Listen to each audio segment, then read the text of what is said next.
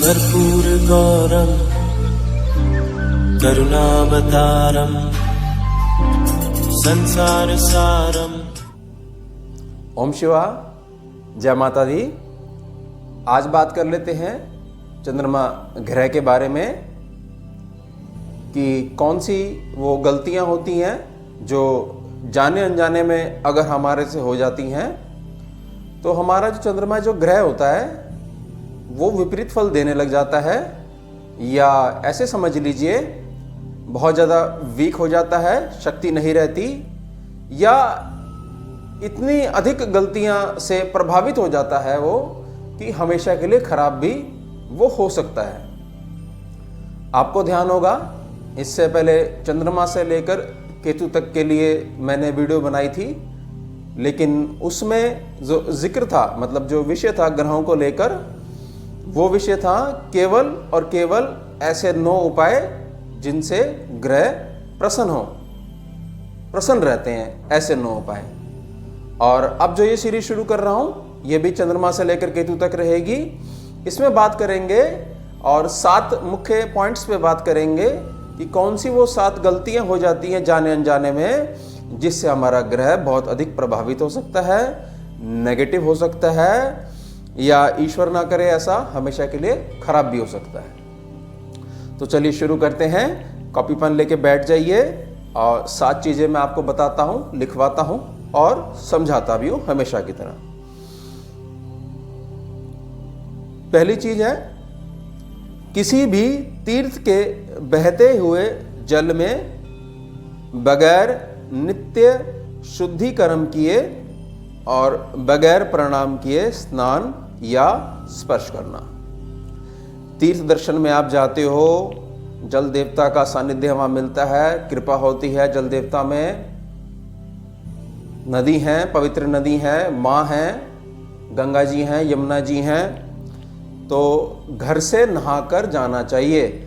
घर से नित्य शुद्धिकर्म जो होते हैं वो करने के उपरांत ही उनको प्रणाम करके स्नान करना चाहिए या स्पर्श करना चाहिए।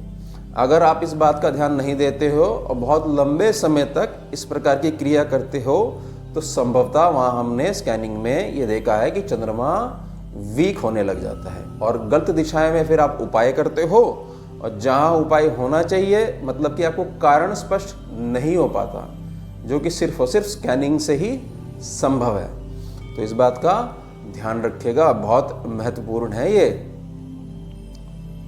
दूसरी चीज जो ध्यान रखनी होती है हमारे को चंद्रमा ग्रह के विषय में, किसी भी तीर्थ के बहते हुए जल में पुराने वस्त्रों को पहने हुए, मतलब जो पुराने वस्त्र हैं उस समय जो आप पहन चुके हैं या पहनते आ रहे हैं, उनको पहने हुए स्नान करना तथा पहने हुए कपड़ों को साफ करना। पवित्र, साफ और नवीन वस्त्रों को ही धारण करके स्नान करना चाहिए पवित्र नदी में, पवित्र सरोवर में। समझ लीजिए आप इसको। कोई हल्का कपड़ा वगैरह आप ले सकते हैं, धोती वगैरह आप ले सकते हैं। और ये मत करा करिए, कुछ लोग मैंने देखा है गंगा जी में भी बहुत ज़्यादा, मतलब आप कपड़े धोने लग जाते हैं उसमें, और वहीं पे जहाँ मतलब सब लोग स्नान कर रहे हैं उसी में आप कपड़े धो रहे हो, और कोई आपको टोक दे तो बहुत गुस्सा लगती है आपको कि हमें टोक कैसे दिया। थोड़ा सा जानिए संस्कृति के बारे में, धर्म के विषय में थोड़ा जानिए, अदरवाइज ये प्लैनेट ब्लॉक हो जाएंगे आपके और फिर जो है घूमते रहोगे आप। भाग्य सेक्शन ब्लॉक हो जाएगा 9th, और 9th सेक्शन ब्लॉक हो गया, फिर सेक्शन काम नहीं करेगा, और वो काम नहीं करेगा तो लाभ स्थान है वो बंद हो जाएगा हमेशा के लिए, परेशान होते रहोगे। तो कुछ चीज़ें समझनी चाहिए, आपके मन में भी आनी चाहिए कि भाई ये मैं करने जा रहा हूँ, कहीं ऐसा तो नहीं इसमें कोई त्रुटि हो जाए या त्रुटि हो रही हो, मेरा मन क्या कहता है। तो ध्यान रखा करिए। ये दोनों जो पॉइंट्स मैंने आपको पहला और दूसरा बताया, ये तो बहुत ज़्यादा महत्वपूर्ण है। तीसरा लिखिए, किसी भी तीर्थ के बहते हुए जल में लघु शंका करना, यूरिन पास कर देना, स्त्री दर्शन करना और शत्रु विनाश की प्रार्थना करना।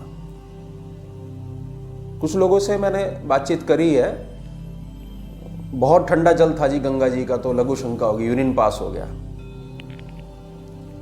स्नान कर रहे हो आप, माँ हैं, आशीर्वाद ले रहे हो और स्त्री दर्शन कर रहे हो, बहुत गलत बात है। और उस जल में खड़े खड़े कि मेरा ये वाला शत्रु है, उसका ये बुरा हो जाए, ऐसी भावना वो आप कर रहे हो। आप क्या करना चाह रहे हो? अरे शांति से दर्शन करिए, माता का आशीर्वाद लीजिए, उसके बाद जो आशीर्वाद होगा उससे आपके जीवन में मंगल होगा। आप वहाँ बैठ के क्या काम करना चाह रहे हो? और ये जैसे मैंने कहा नित्य कर्म की शुद्धि करके निकलिए, तो नित्य कर्म की शुद्धि करके निकलिए ना आप स्नान करने। वहाँ ये क्या मतलब हुआ कि ठंडी है, गंगा जी ठंडी है या कोई भी पवित्र नदी ठंडी है, बहुत ठंडा पानी है, यूरिन पास हो गया जी बाय मिस्टेक।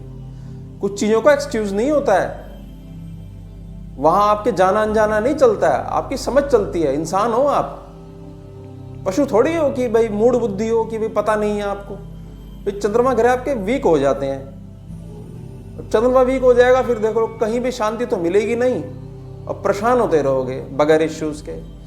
तो ये जो 3 पॉइंट्स हैं पहले, जो सीधे तौर पे बहते हुए जल से संबंधित, तीर्थ का बहता हुआ जल चंद्रमा है, ध्यान रखिएगा इस बात का। पवित्र नदी है, उसका सम्मान होना चाहिए, मां है। चौथा पॉइंट लिखिए, ये भी बहुत इंपॉर्टेंट है और इसको मैं अच्छे से समझाता हूं क्योंकि कुछ लोगों की समझ में आएगा नहीं अगर मैं ऐसे सीधा बोल दूंगा तो। किसी भी बुजुर्ग विधवा स्त्री को विशेषता पूर्णमासी तिथि में रहते हुए, मतलब जिस दिन पूर्णमासी की तिथि है उस दिन, और अमावस्या तिथि में सूर्य का प्रकाश रहते हुए अपशब्द कहना। मतलब जो अमावस है, जिस दिन अमावस्या है उस समय जब तक सूर्य अस्त नहीं होता उस तिथि के रहते हुए, और पूर्णमासी में पूर्णमासी की तिथि रहते हुए, पूर्णमासी में तिथि और अमावस्या में सूर्य का प्रकाश रहते हुए जब तक सूर्य अस्त नहीं रहता, किसी भी बुजुर्ग विधवा स्त्री को अपशब्द कहना। अब कुछ लोग इस बात को काटेंगे और बोलेंगे कि कलयुग है जी, ये सब बातें अब है नहीं, कोई भी दुष्ट हो सकता है, स्त्री भी दुष्ट हो सकती है, पुरुष भी दुष्ट हो सकता है, और कोई बुजुर्ग स्त्री है वो भी दुष्ट हो सकती है, कोई विधवा बुजुर्ग स्त्री है वो भी दुष्ट हो सकती है। बिल्कुल ठीक बात है, लेकिन धर्म फिर भी दबेगा नहीं। आप कम से कम, ठीक है, मैं मानता हूं ऐसा संभव है, ऐसा हो सकता है, कलयुग है, कलयुग की अपनी ही विचित्र माया है, लेकिन आप एक नियम बना लीजिए कि कोई भी बुजुर्ग स्त्री है, विधवा बुजुर्ग स्त्री है, उनके साथ जो कुछ हुआ है, मतलब जैसे उनके हस्बैंड नहीं है, तो केवल उस चीज को छोड़कर आप कुछ भी कह लीजिए।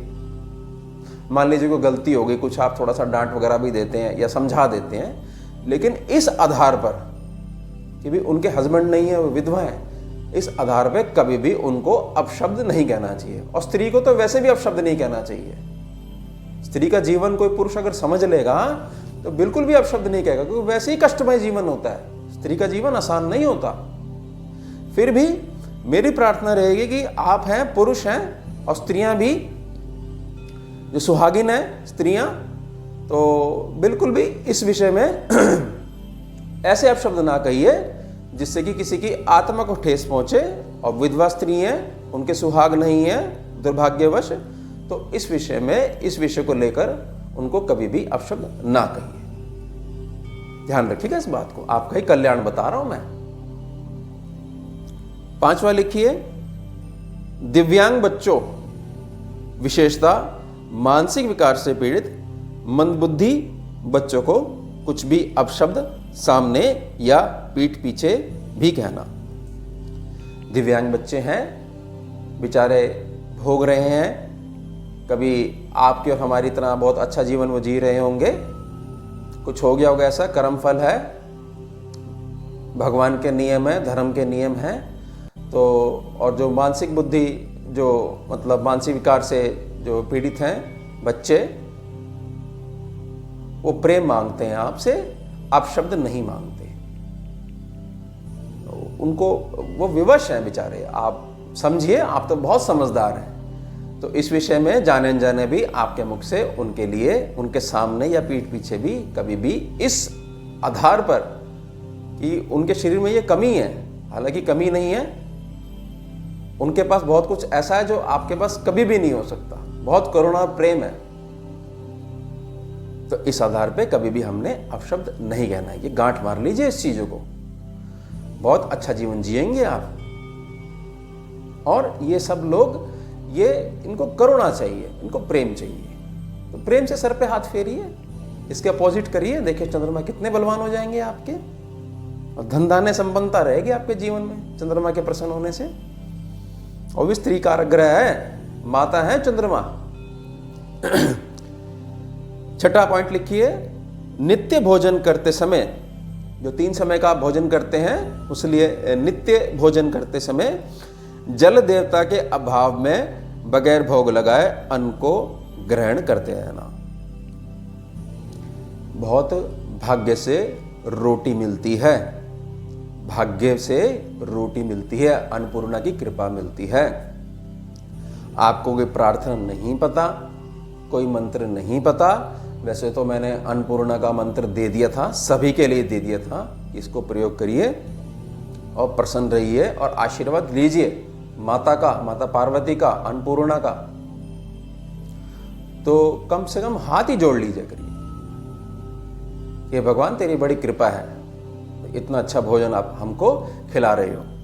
और उसमें कैसे प्रार्थना करनी होती है, चंद्रमा वीक ना हो जाए तो कभी भी थाली का भोग आप लगाते हो, कैसे भी लगाते हो, घर में भी लगाते हो और बाहर कहीं सफर वगैरह में लगाते हो, तो हाथ जोड़िए और जल होना चाहिए, गिलास में जल पास में होना चाहिए, जल के बगैर भोग नहीं लगता है। तो ये ध्यान रखिएगा। बाहर कहीं है तो बोतल में है, पानी है, उसको बोतल को रख लीजिए, हाथ जोड़ लीजिए। बात आपकी भावना की है कि आप समझे हो कि नहीं समझे हो उस रोटी की वैल्यू। और जल देवता नहीं होते हैं तो ऐसा हमने स्कैनिंग में हमारा अनुभव है कि चंद्रमा थोड़े से वीक होने लग जाते हैं, इसलिए मैंने ये पॉइंट यहाँ पर आप लोगों को लिखाया है, समझाया है। तो ध्यान रखिएगा और छोटे बच्चों को आदत डलवाइए कि रोटी आए उसको हाथ जोड़ना चाहिए, बड़े भाग्य से मिलती है, रोटी की वैल्यू समझाया करिए। ये सब चीज़ें वो समझ जाएंगे तो जैसे 20-21 साल तक के हो जाएंगे, बहुत बलिष्ठ ग्रह हो जाएंगे बच्चों के, आपके कोई मुश्किल नहीं आएंगी, आपका भी मान सम्मान बढ़ाएंगे समाज में। 7वां अंतिम पॉइंट लिखिए, अपनी जन्म देने वाली माता का, जिस मां के गर्भ से आप पैदा होकर आए हो, वो जन्म देने वाली माता का केवल धर्म आधार पर उनका हृदय दुखाना या भक्ति मार्ग में मां शक्ति की तपस्या करते समय उनका हृदय दुखाना। 2 पॉइंट से समझाता हूं मैं इनको। जिस माता ने आपको जन्म दिया है, ये कलयुग है, बहुत सारे लोगों के पास बहुत सारे रीजंस हैं मेरी बात को काटने के लिए। कलयुग है ना जी, बहुत सारे रीजंस हैं आपके पास। मैं सिर्फ इतना कह रहा हूं आपको कि जिस मां ने आपको जन्म दिया है, धर्म के आधार पर, जो धर्म है आपका पुत्र धर्म है, उससे अगर आप जानबूझकर भागते हो और उनको आपकी जरूरत है तो आपका चंद्रमा वीक होगा ही होगा। अगर माता ने हाथ खड़े कर दिए, जाओ तुम जाओ, हमें कोई जरूरत नहीं तुम्हारी, तो चले जाओ, कोई चंद्रमा वीक नहीं होगा। ये कहना चाह रहा हूं मैं आपको। दूसरी बात, जो माता रानी की तपस्या करते हैं, जो भक्ति मार्ग में है, बहुत ध्यान रखा करिए, कुछ भी मत बोल दीजिए करिए। माँ है वो जगदम्बा है, जगत को पैदा करा उन्होंने। जब आपकी माता के विषय में मैंने ये कह दिया कि ये करने से चंद्रमा वीक हो जाएगा, सोचिए वो कितनी विशाल भावना रखती होंगी अपने हृदय में, जिसके सारे ही बच्चे हैं। भगवान का एक पॉइंट है जो आज तक क्लियर नहीं हो पाया है कि मैंने ये सारा जगत बनाया है, फिर भी मेरा अपना कोई नहीं है, वो भी अपना खोजता है। तो जब आप भक्ति मार्ग में हो तो सीधे तौर पे आप पुत्र हो उनके या पुत्री हो ईश्वर के, तो क्यों हृदय दुखाना उनका? कुछ भी बोल देते हो, कैसी भी भावना से बैठ जाते हो। नहीं, ये नहीं करना चाहिए।